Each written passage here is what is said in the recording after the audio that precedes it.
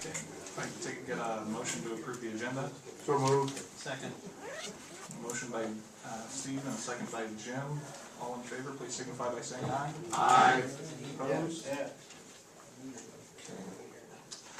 Next on the agenda is public comment. If there's anybody in the crowd that would like to address the council, now would be the time. Go ahead and come forward. Yeah. Myron Card, 931 First Street Northwest. Hi, Myron. Hi. And I talked to Mr. Dunn here a while back on this, how far back no parking was going to be. I understand it's 65 feet, am I correct? Yes. Has anybody measured 65 feet? 65 feet from the right of way, which would be from the sidewalk. Does that come right in the middle of somebody's driveway? No, No. It doesn't. comes to the north of, what's her name? Bonnie Stewart. Bonnie Stewart, right on the north edge of her driveway. Okay, do you think, my personal opinion, 65 foot is not far.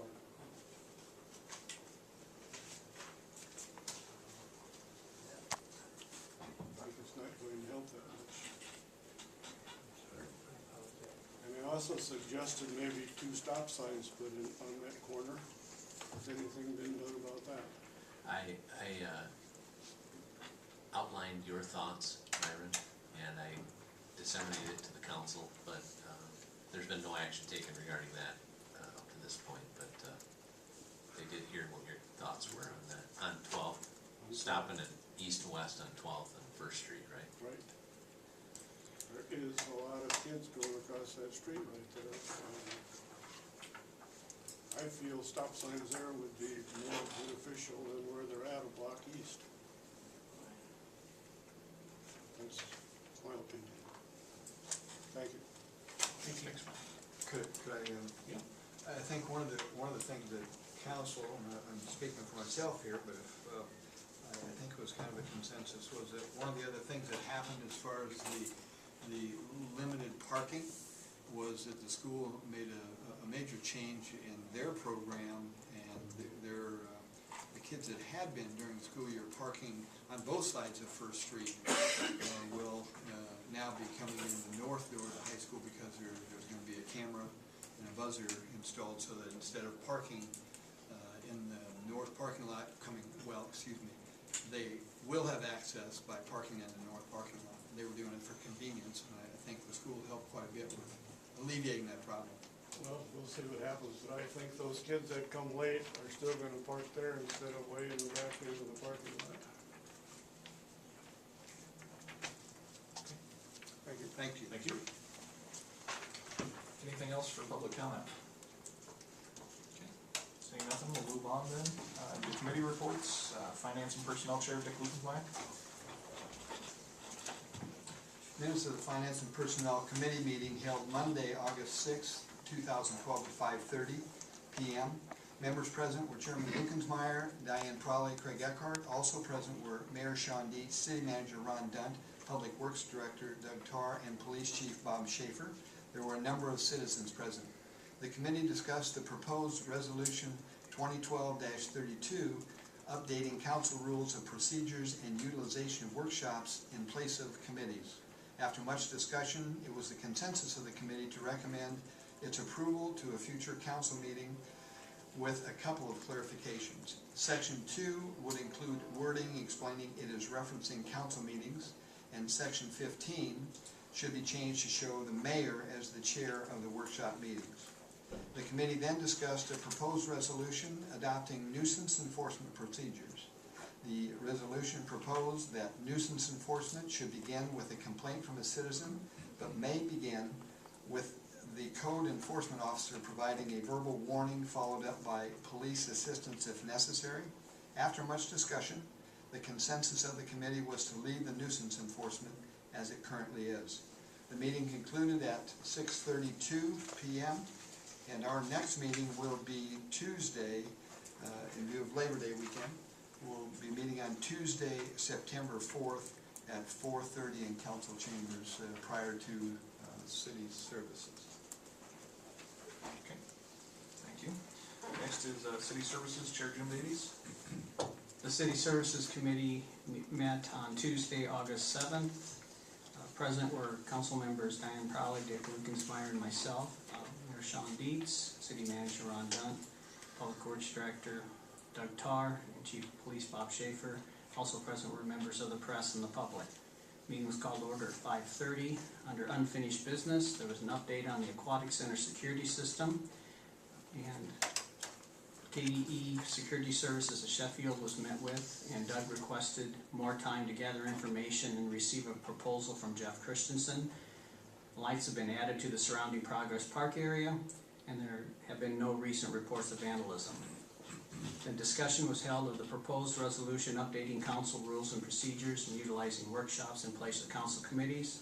The proposed workshop meetings are to be scheduled as needed, and Monday before the council meeting, advantages of the change in status quo were discussed. Under new business, discussion to establish tennis court lighting system hours, the committee suggested a start time of 5 a.m. and an end time of 10 p.m. The length of time that the lights would stay on would be for 1.5 hours, and that recommendation is pending more information from Musco, the company that is supplying provided the lighting, and Doug compiled a list of questions to ask Musco. And then there was discussion of the Aquatic Center closing date. School starts August 20th, Labor Day is September 3rd. Traditionally, the Aquatic Center closes Labor Day and has only been open on weekends after school starts. Staffing is often an issue, and Doug will talk with Brad about the availability of the staff. And there's a dive-in movie scheduled for August 18th, but it looks due to weather forecast that we're not going to be having that. And then the opinion was to keep the Aquatic Center open as long as practically possible.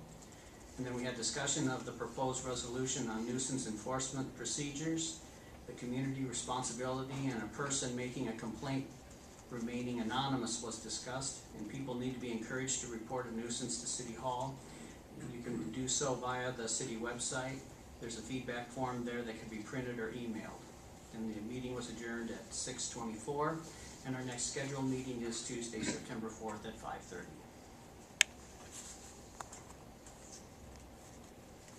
Thank you, Sean. Our next meeting will be the 21st of August at 5:30 p.m. here in the City Council chambers. Thank you. Next on the agenda, under new business, we have discussion and consideration of options for filling the vacancy of council seats from Ward 1. And I believe we have City Attorney Mike Cross here to address the council regarding that.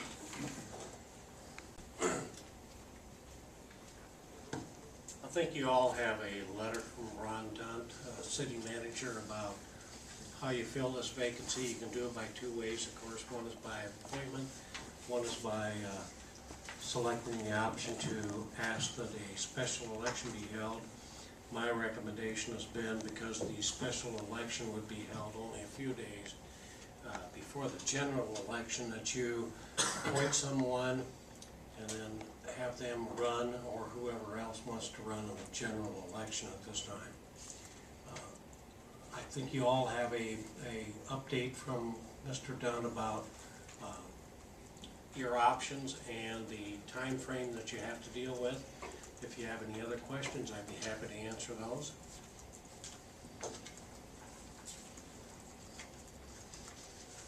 I guess I would just add to that, if the council should decide to do an appointment,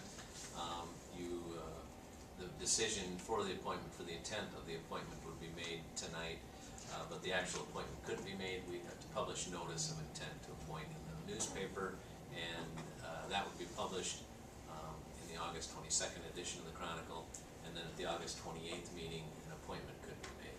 In the meantime, you could take, you can do it however you want.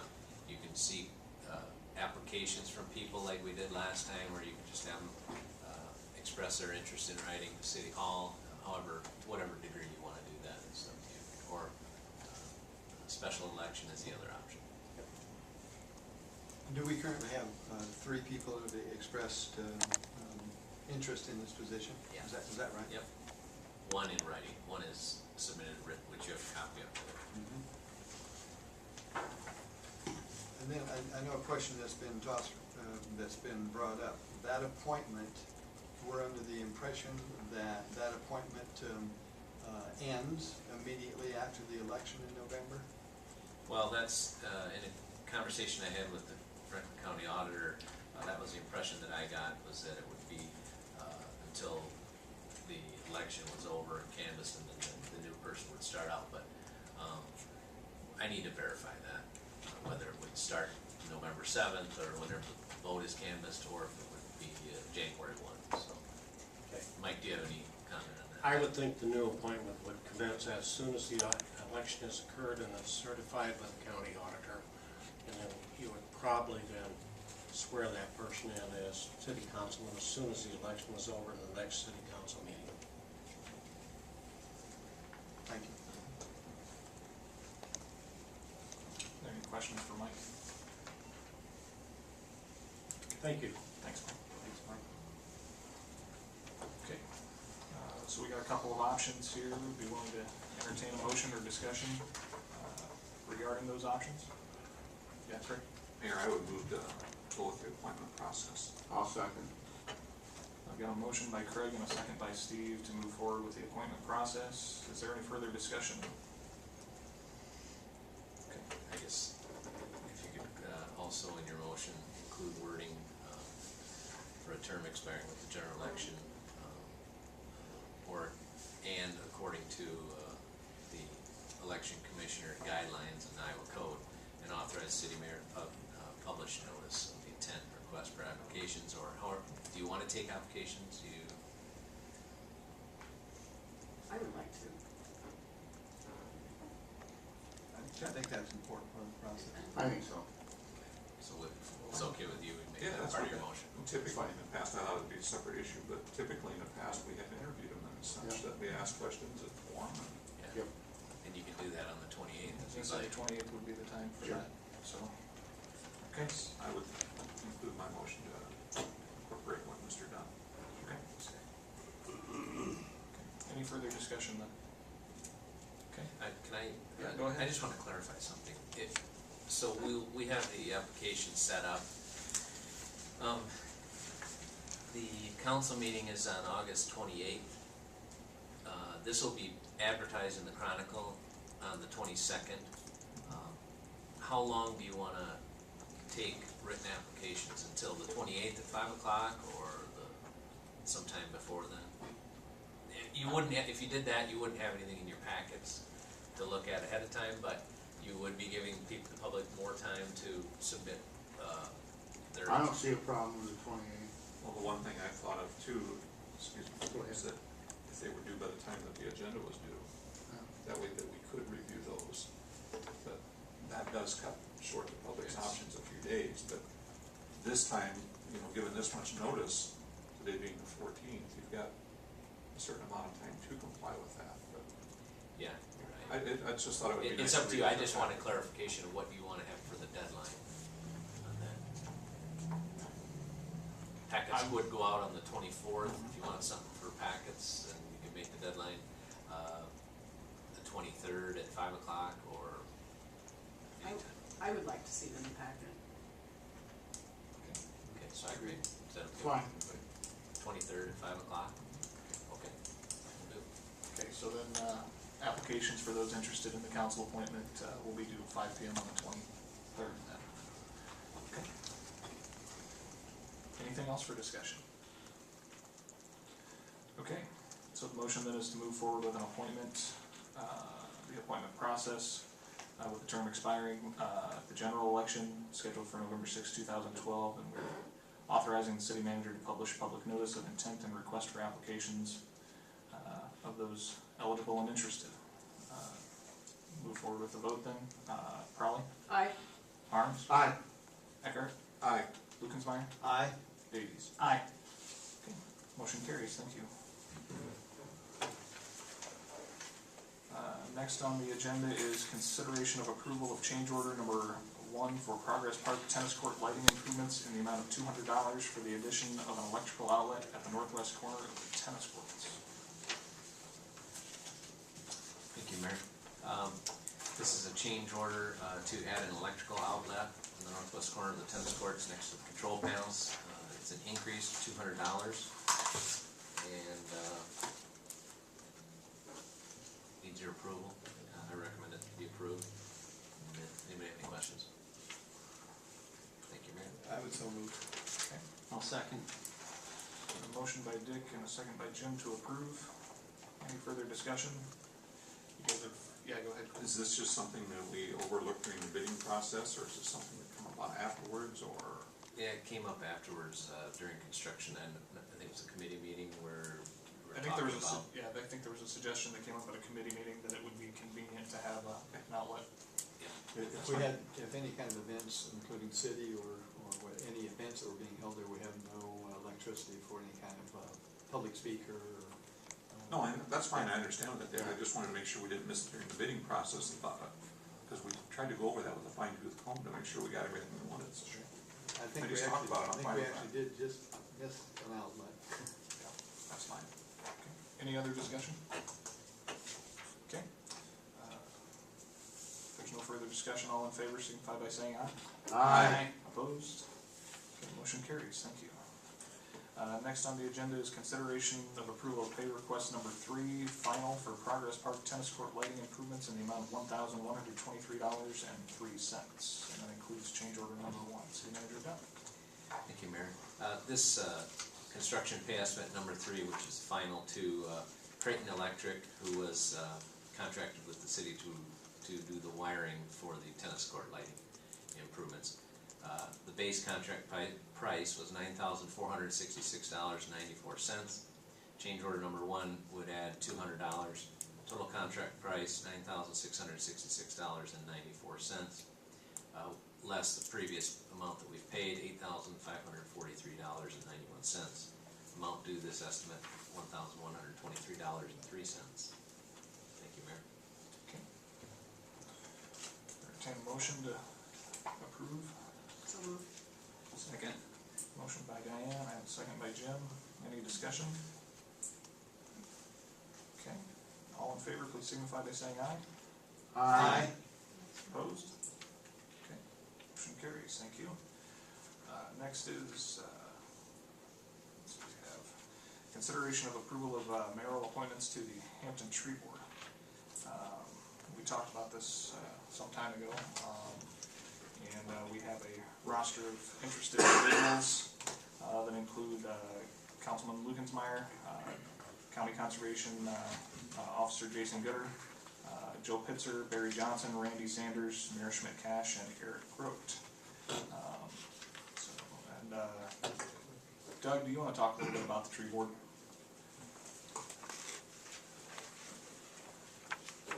Thank you, Mayor.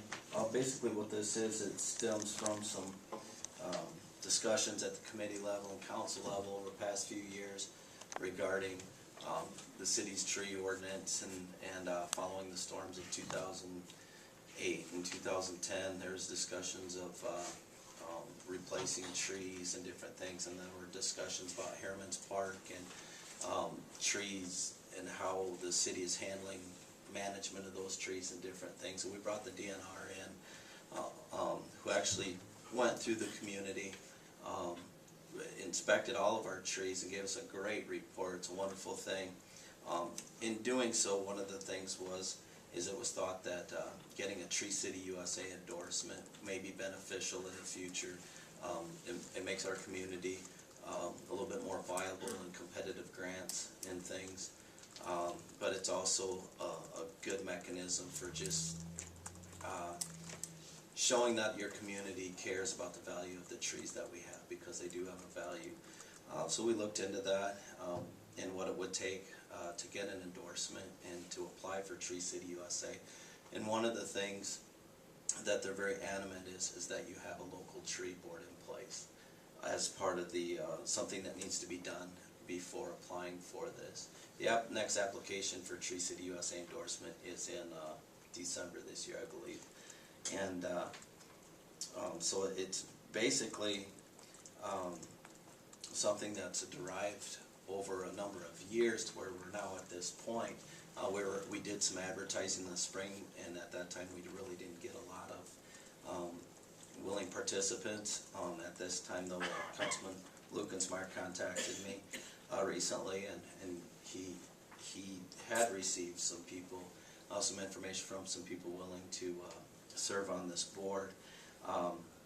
At this time, filling the board or, getting a board in place would be great, because the next step would be this board reviewing the city's current ordinance and then reviewing other ordinances from other communities that are possibly, Tree City USA type, but this group of people would be responsible for making recommendations to the city council for ordinance changes with our trees.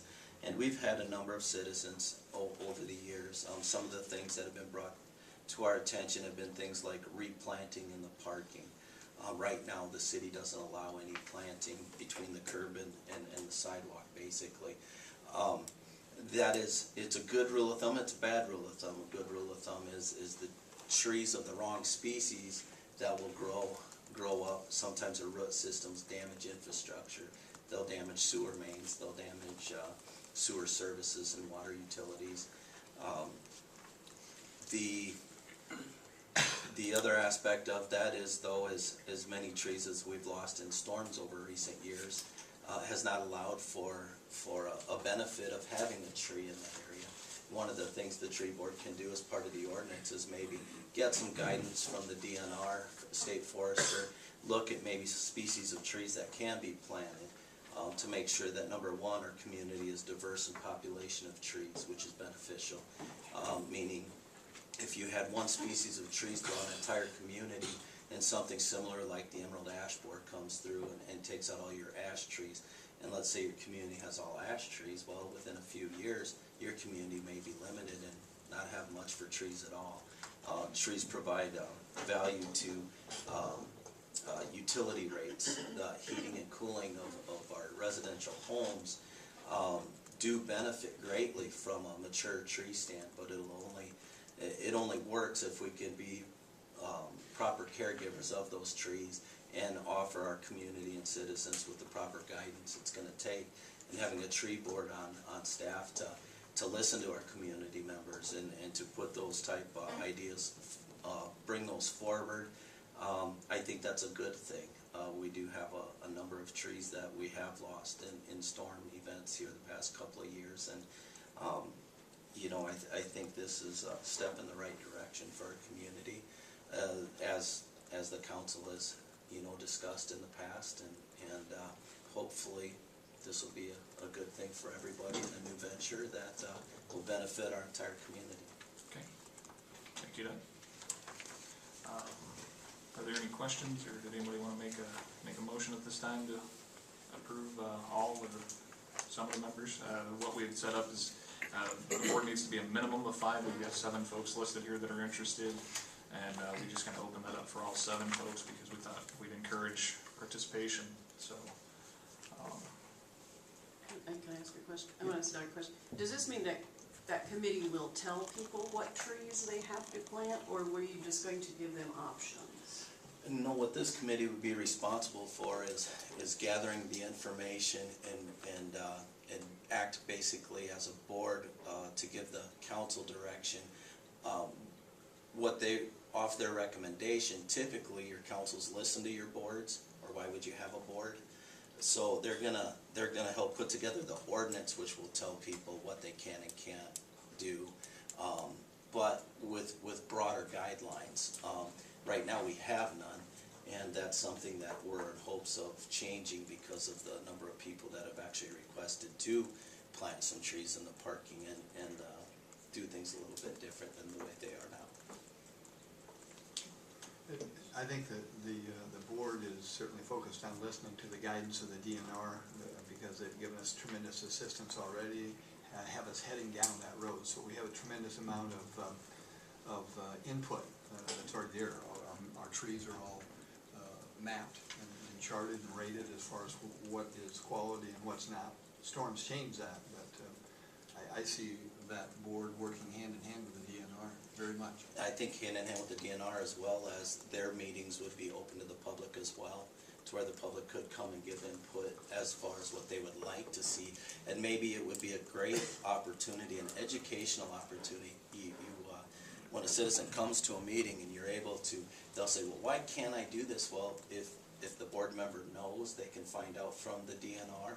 There's probably some reasoning behind everything that you guys do. There's always reasoning behind it, and but getting that education out in those type meetings and in that type of setting would be, I think, beneficial for some folks. Go ahead. We don't have anything specified for length of term. That will actually get specified in the ordinance. However, right now, Craig, what's recommended is a 3-year term. Okay, that's fine. That's what's recommended by the Tree City USA and the DNR. I'm gonna say we had drawn up some guidelines some months back, and that's in there. There's based on DNR guidelines, and that's what Doug's quoting now, so. I had remembered seeing something, but I just wanted to make sure that we were aware. Yeah, we can include that in the motion as well. So, Yeah, ultimately, city council will make the decisions on what the ordinances will be. anything else? Okay. Go ahead. I move to approve all 7 members. Okay. Second. Motion by Craig and a second by Steve to approve all 7 for 3-year terms.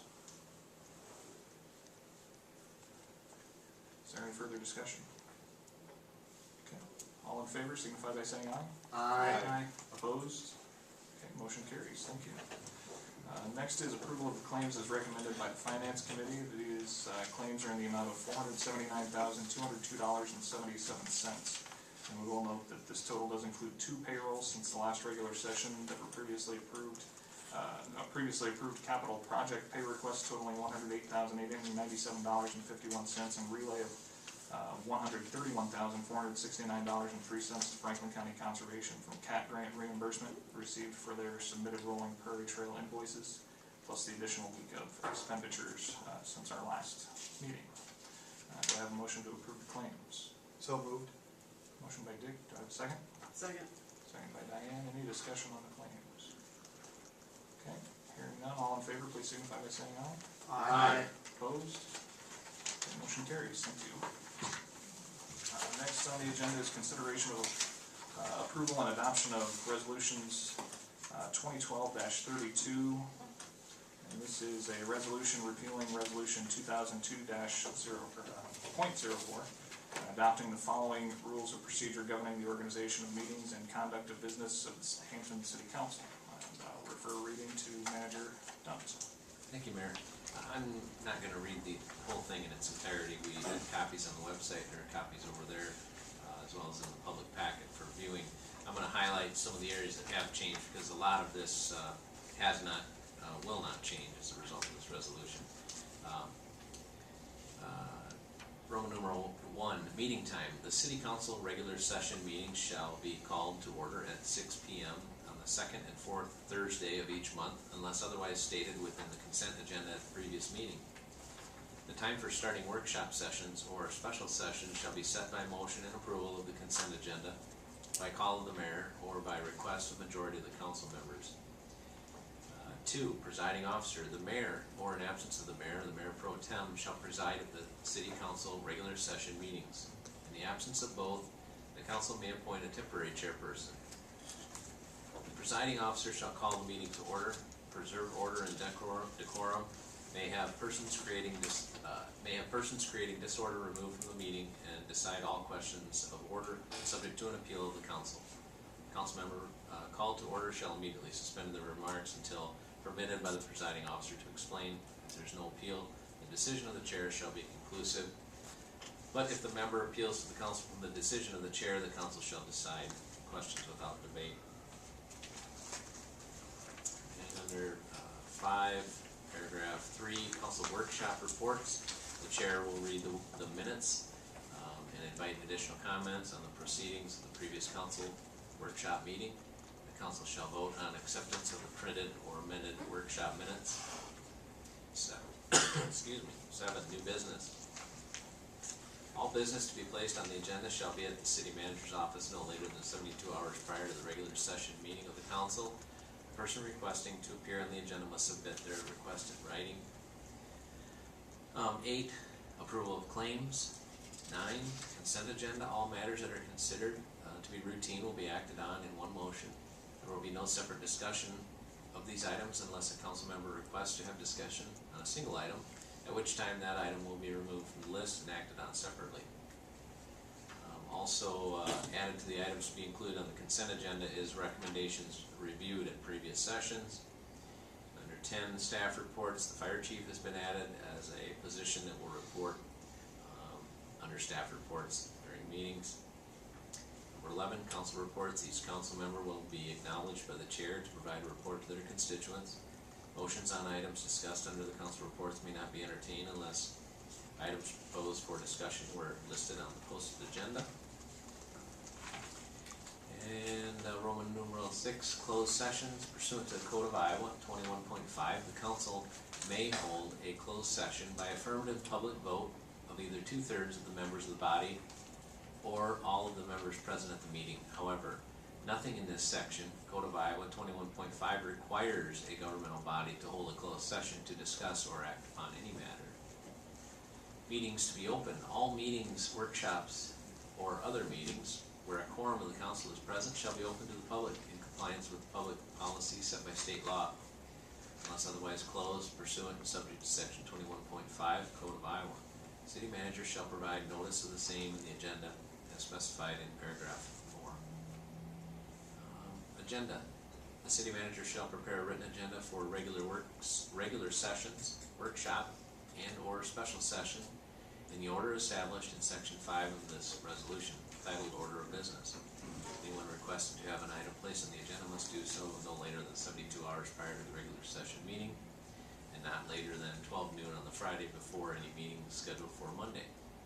An agenda shall be provided to the mayor, council members, public works director, police chief, fire chief, and post, and to any media that has requested the agenda. And section 15, workshop meetings. The council shall meet each Monday at 6 p.m. immediately prior to the next scheduled Thursday regular council session, unless otherwise scheduled in the consent agenda of the last council session. The applicable rules, procedures, and decorum shall apply as provided herein above, with the mayor or mayor pro tem serving as chair. Purpose of the workshop includes to invite public comment and feedback, hear staff updates, provide staff with direction, and discuss upcoming issues prior to the regular council meeting.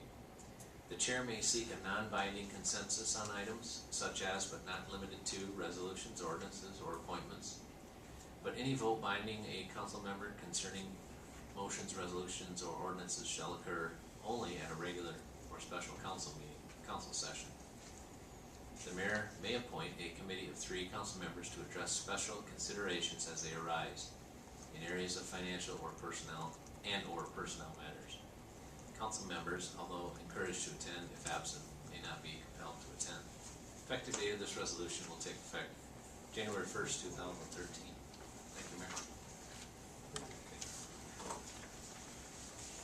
Are there any questions regarding this resolution?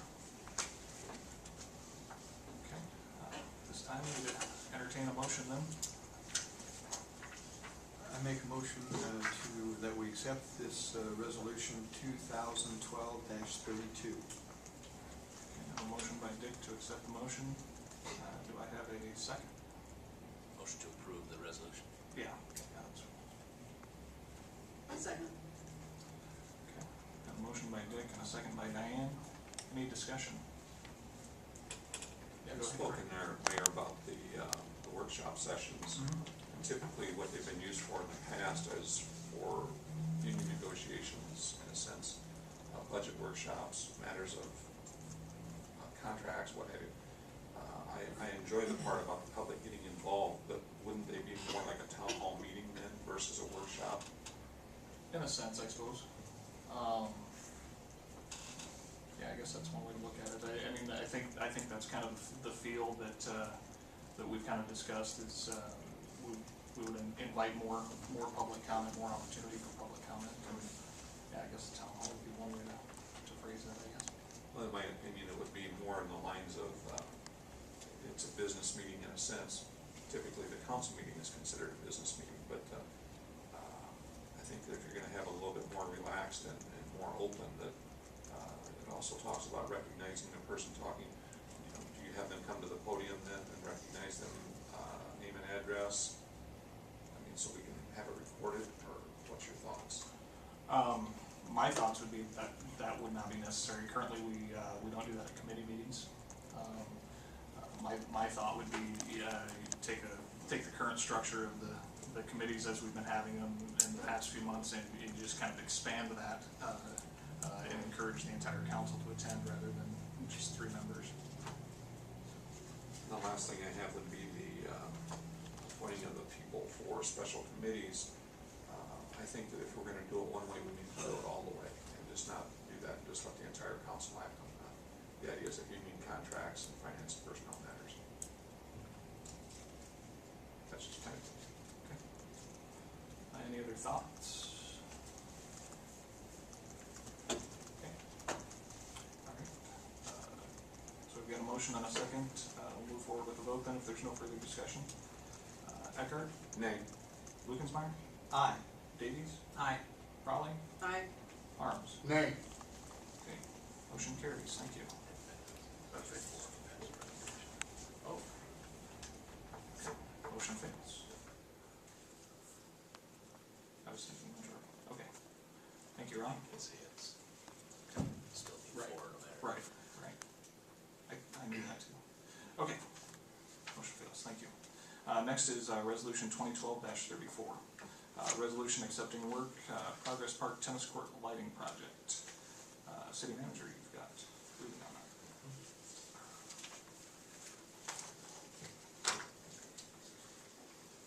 Resolution 2012-34, resolution accepting work.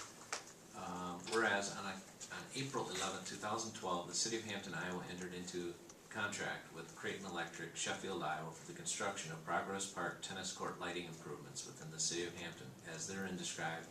And whereas said contractor has substantially completed the construction of said improvements in accordance with the terms and conditions of said contract and plans and specifications as shown on the engineer's statement of completion filed with the clerk on August 6, 2012, which you have a copy of on the next page. Now therefore be it resolved by the Council of the City of Hampton, Iowa, Section 1, that said engineer's statement of completion be and the same is hereby approved and adopted, and said improvements are hereby accepted as having been substantially completed in accordance with said plan specifications and contract. The total contract cost of the improvements payable under this contract was $9,666.94. The total amount due to the contractor at this time is $1,123.03, and shall be paid within 30 days after the acceptance of the construction by resolution of the City Council. The contractor will receive interest on any unpaid balance at the maximum legal rate from and after 30 days following acceptance of this project by the City Council. Is there any questions? Thank you, Mayor. Thank you, Ron. Take a motion to approve or deny. And so moved. To approve. Second. To approve, yes. Motion by Jim to approve, a second by Dick. Any further discussion? I'd just like to again thank the volunteers that showed up to help with the assembly of the equipment. I think that helped keep the cost down. Definitely. Thank you, Jim. Okay. I'll move forward with the vote then if there's no further discussion. Davies? Aye. Crowley? Aye. Eckhart? Aye. Harms? Aye. Lukensmeyer? Aye. Okay, motion carries, thank you. Got that one right, that was, okay, that was pretty clear. Okay. Next one is Resolution 2012-35, 2012 HMA Overlay Project, a resolution making award of construction contract. And I believe we have Mark Crawford here to comment on this.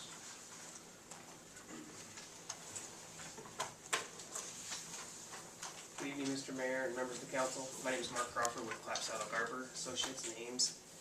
What you have in front of you tonight is a bid tabulation of the bids received for the 2012 HMA Overlay Project. This project was broken into a base bid and an alternate number 1 and an alternate number 2. I believe there's also a yellow sheet at your spot that has a listing of the different alternates in the base bid. The decision that you're asked to consider tonight is which one, if any, or both of the alternates you you feel should be awarded.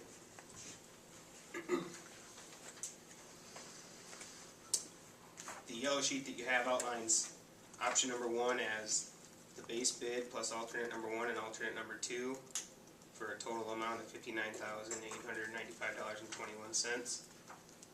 Option number 2 as the base bid plus alternate number 1 for a total of $50,727.75. Option number 3 as the base bid plus alternate number 2 at a total of $54,205.21. Or option 4 is the base bid only at an amount of $45,037.75. Also on that sheet are the budgeted amounts. Yeah, I can review that with them, Mark. Okay. That final column there, just basically shows in comparison to what the amount was budgeted. The amount budgeted was $57,415 less our engineering for the project, $3,800, leaves $53,615 for overlay. And base plus alternate 1 and 2 would put us over budget by $6,280.21. Option number 2, if you do the base plus alternate 1, would be under budget $2,887.25. Option number 3, base plus alternate 2 only, we'd be over budget by $590.21. And option 4 would be base bid only. I guess I'll just briefly, for the public's benefit, base bid includes mill and overlay of 6th and 7th Street Southwest from Central Avenue to 2nd Avenue Southwest. And then alternate number 1 would include mill and overlay of the intersection of 6th Street Southwest and 2nd Avenue Southwest. Alternate number 2 amounts to $9,167.46 should they choose to do that.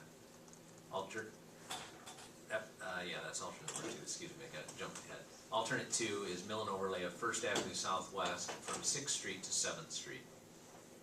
And that was $9,167. Alternate number 1 of doing the intersection is $5,690. So there's some different scenarios that would are up for discussion. Thoughts? It'd be nice if the bid would have come in lower so we could do the base plus the alternates without going over what we had budgeted. That didn't happen. And,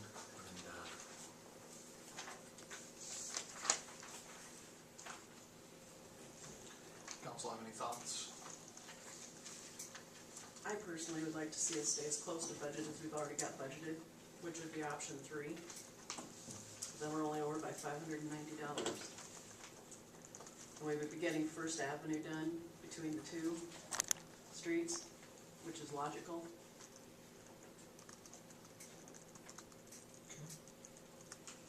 I tend to agree with that. Anything else? Okay. Go ahead, Craig.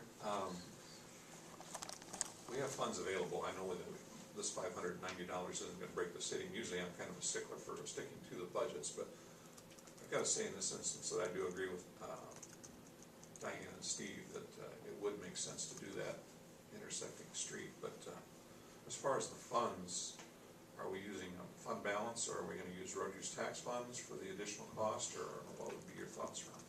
well, it's road use tax fund, or where the funds come from. And that's the whole operation of the street department. This overlay budget amount of $57,415 is one line item in that entire budget. So if you go over by $590.21 in that one line item, if we stay under in either one or more line items, we can, get through to the end of the budget year without having to amend. If we end up spending everything else in the other line items that we budgeted for and go over, then we would make it part of the amendment. So we act like hope we have a winter like last year, that's what you're saying? Well, that would be nice. Yeah. But given the grand scheme of things, that this $590 shouldn't impact that overall budget. I mean, to the point where it makes us amend unless something else comes up that we're not. Much less of an impact than, say, option number 1, Exactly. which is almost $6,300 over budget. Like today, just for example, of the unknowns is that our street department is out spraying paint lines for the school year coming up. And the paint sprayer broke down, and it was purchased in 1996, and they've been having troubles with it the past couple of years, and this time they don't know if they'll be able to repair it. And that, if we have to replace that, that's anywhere from $3,000 to $3,500 that was not budgeted for, but it's something we have to have. And so, you know, you can't predict those things that, you know, that might come up, but,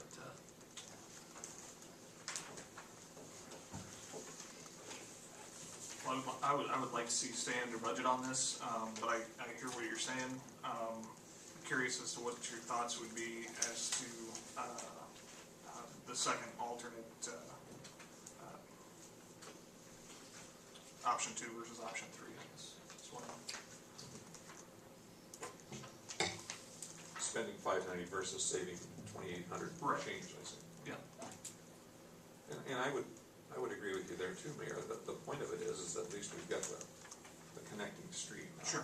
My fear is that we're there, will we get back to do that one street? And, you know, I don't know. And we get the most bang for our buck by doing this. Okay. Like I said, typically I wouldn't agree with you, but Yeah. given the lesser of all the evils, I'm sure it's still evil to some people, but I think for $590 that, I think the people would appreciate it. That's just my thoughts. Any thoughts on this side of the table? we're also operating under the assumption that we won't have any change orders that would put us even further over. I wouldn't, I mean, Mark, you'd be able to judge that better than I, but it's not probable that we'll have change orders with this. No, this is a pretty straightforward project. Not a lot of things in the ground that are gonna be exposed in the way of, you know, pipes or structures or anything like that during the course of just a mill and overlay, Yeah, so. but I just wanted to throw that out because things happen. When we discussed this at the finance and personnel level, our efforts were to go as far as we could as far as street improvements, and then we got touched with price increases, which meant we had to cut back in the amount that we were going to be able to do by almost a block. We have a lot of street repairs to do. We've increased the budget. We hope that we can continue to do that, but I would have to agree that I'd like to stick as close as we can. I would go with that, the thought that's on the table. I'm fine with option 3. We're prepared to make a motion? I'll make that motion, Mayor, to approve option 3, even though it is an over budget for $590.21. I'll second. Motion by Craig and a second by Jim to go with option 3. Okay. Any further discussion? Okay. Roll call vote. Lukinsmeyer, Aye. Harms, Aye. Davies, Aye. Eckhart, Aye. Brown. Aye. Okay. In the coming weeks, then we'll work to secure the contracts and bonds from the contractor and have those back in front of you. Okay. Thanks, Mark. Thanks. All right. Next, we have the second reading of ordinance number 335. This is the ordinance amending chapter 69 of the Hampton Municipal Code of 2009 by adding additional section there to providing area for limited parking. Ron, do you want to read that or? Yeah, this is on First Street Northwest. West side of the street would be 65 feet south of the south right of way of 12th Avenue Northwest, would be no parking. And First Street Northwest, east side of the street, 65 feet south of the right of way of 12th Avenue Northwest, no parking. Any questions? This is the second reading. All right. Do we have a motion on the second reading of ordinance 335? So moved to approve. Second. Motion by Diane, a second by Steve, to approve the second reading. Any discussion? I appreciate the input that Mr. Card had on this issue. But I think that we're going the right direction to help solve this problem, and hopefully the parking will cease by the students along that section. Okay. And if it don't work, we can take another shot at fixing it. Yep. Will there be some school prior to, if this does pass, so we'd be able to see if the school starts prior to the next Did they meeting? plan to have their security system in prior to start of school? I can't remember. We're working on it. Yeah, I thought they were hoping to, but don't know. Okay. Any further discussion? Okay, we'll go ahead with the vote then. Harms, Aye. Lukensmeyer, Aye. Davies, Aye. Eckhart, Aye. Crowley. Aye. Motion carries. Thank you. So now we'll have the final consideration and final reading at the next regular session. Next on the agenda is the consent agenda, and that includes approving the previous minutes as drafted from the Tuesday, July 24th, 2012 regular session meeting, scheduling the next regular session for Tuesday, August 28th, 2012 at 5:30 p.m. at City Council Chambers, and approval of liquor licensing renewal for Pagoda's Steakhouse at 719 Central Avenue West in Hampton. Do I have a motion to approve the consent agenda? So moved. Motion by Steve, do I have a second? Second. Second by Diane, any discussion? Okay, all in favor, please signify by saying aye. Aye. Opposed? Motion carries. Next on the agenda is staff reports, Police Chief Bob Schaefer.